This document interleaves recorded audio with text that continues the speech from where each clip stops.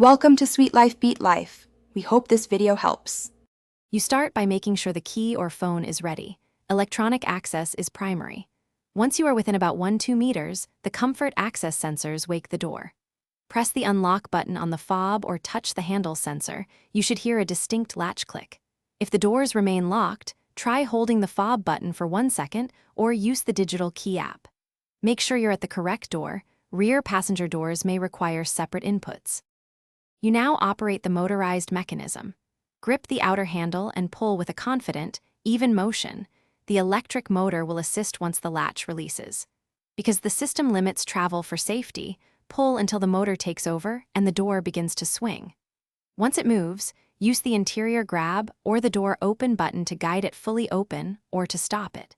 If the door resists, pause and let the motor finish its cycle before trying again to avoid strain. Finish by verifying the door is secure and stays open with the latch engaged. Use the interior button to close.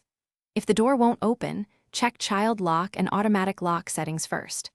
Once done, for dead electronics, use the manual key blade in the driver's door slot or the emergency mechanical release often behind a trim panel. Consult the owner's quick guide to locate it.